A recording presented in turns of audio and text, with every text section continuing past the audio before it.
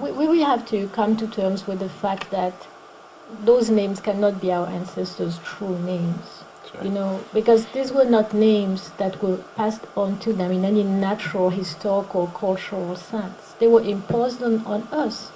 When I, changed my name back home, people were saying to me, well, but you're rejecting your father's name. And I said, I'm not rejecting my father's name. He never gave me that name. He just passed on to me what the white man imposed on his ancestors, right? So I didn't feel I was betraying anybody. In fact, I felt I was honoring and respecting my ancestors by going back to an African name. You see? That I was not content to think of them as, slaves, but I went beyond that and found who they truly were in their African humanity. You see? And I honored that. So any African name would work better for us than any European name. I'm sure about that. Yes. Yes. My name is Sudi Alamumba, and it's my legal name for some 27 years Good. now. Yeah, I once had a slave name as well. My question is this. While we talk about slave names coming from the Europeans, what about the Arab names that was imposed upon us? We dance around that. So Absolutely, you're right. It's the same. that? It is the same issue. The same issue. Those names, again, result from a violent imposition and denial of African identity. It's the same process that we're talking about. I'm glad you bring it up because I find just as problematic as a black man would call himself Bob, it's just as problematic as a black man who calls himself Muhammad. Because again we're talking about Arab nationalism, that if you're going to be a Muslim, you have to take on an Arab name. Go to Mecca, that's going to be your holy place, and you have to learn to read the Quran, their sacred text in Arabic. So again, we talk about some serious cultural imposition, and some of us think that we're doing really something great by taking on Arab names, but we're really not. The bottom line is, let's go back home, and our home is Africa. That's right. And there are plenty of beautiful, powerful African names that will give us strength and power and structure us in a way that would allow us to walk with our head up and not, as some copies of people who despise us. I want to remind you that in Arabic, the words that means black, abd, also means slave. That's right. So if we think that we're doing ourselves a great favor by bearing an Arab name, we need to rethink that. Yes, sir. How much does I it come to you. cost to get your name changed? Is it more important to get your names changed through a process of being like an African tribal leader or someone who's been restored or something? It's interesting. Why don't we move to the next one? I think I have it. I just did it last year. It doesn't have to be that expensive. Mine was $250, but that was a long time ago. No, it doesn't have. If you do it yourself, it's not that expensive. You can do it yourself. It really is not that expensive. But you're right. I hear your question. I think both are important. You seal the matter. Okay, this is my name, my legal name, on my passport, everything will have that name. It's important. And the second thing, which is also important, is that you must receive that name in a communal context. Because remember what I talked about, the naming ceremony, right? That the child is given names by the community. You don't just name yourself. You should be named by your community. So that's important. Of course, we are in a not our normal, regular, circumstances. But we do have, the next one, if you wish. We do have, at Afrocentricity International, we started that 7 years ago, a name-changing ceremony, which is a community ceremony that we do, and we do it all over the world. We basically organize a ritual. Dina in Chiluba means name, and we give those who want a new name to be, we announce their new name to the community.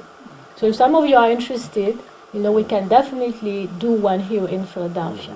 You know, that's part of our Afrocentricity International rituals to restructure ourselves into African people. Yes, you want to say something? Yes. My legal name now is Abdullah Umar Muhammad. And I received that name about 1974.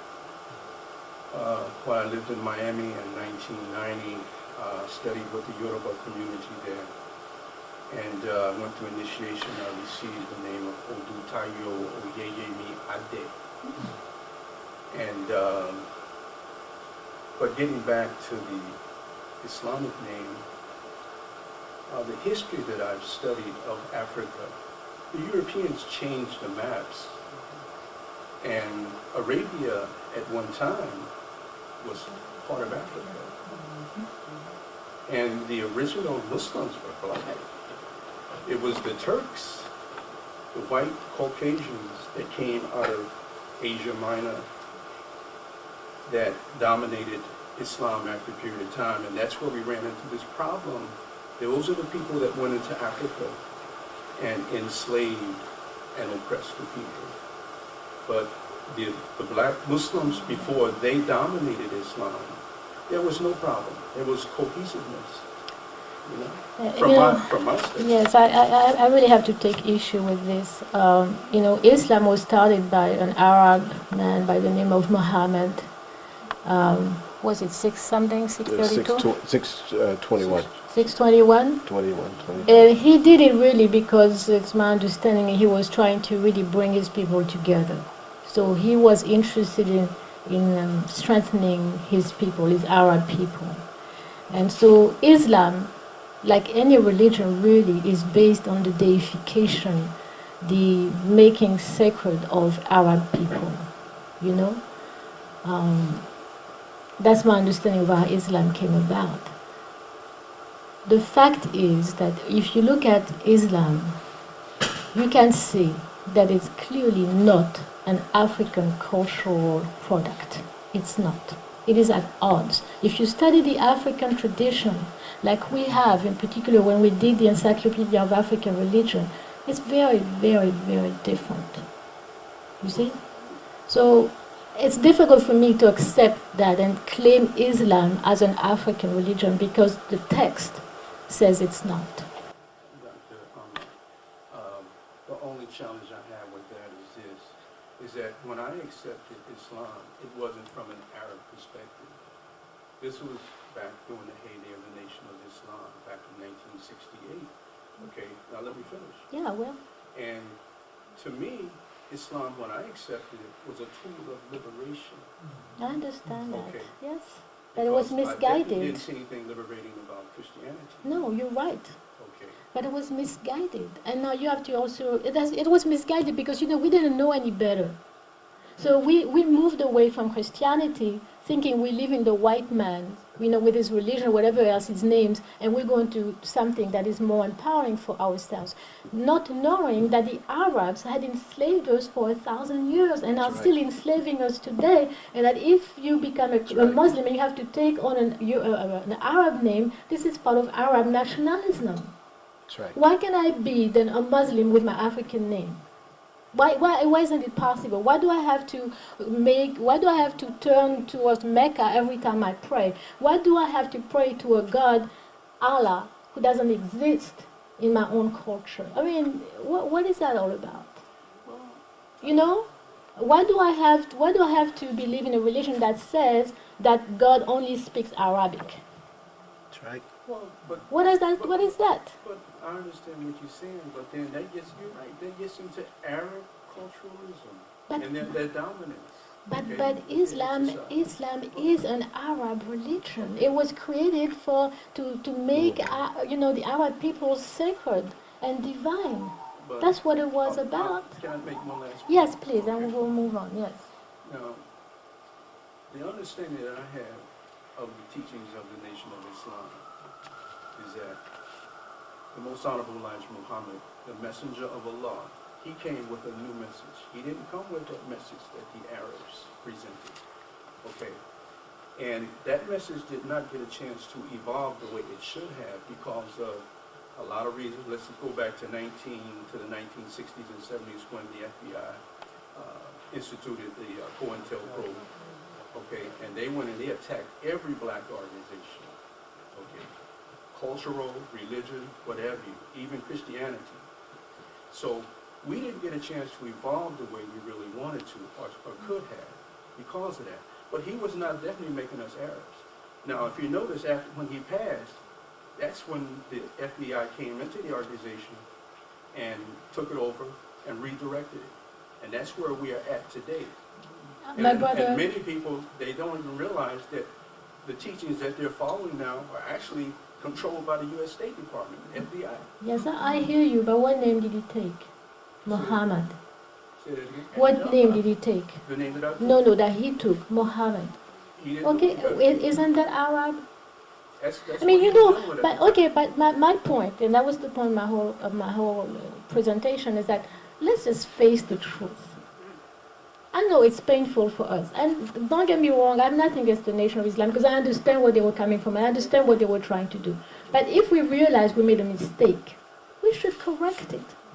Let's just look at it, open our eyes, and say that was a mistake. You got a beautiful Yoruba name. Why don't you use it? Right. Beautiful. Why don't you use your But they- Yoruba name? But they did. Why not? What's holding you back? What's making you argue with me about why, what's the name? Islam is African?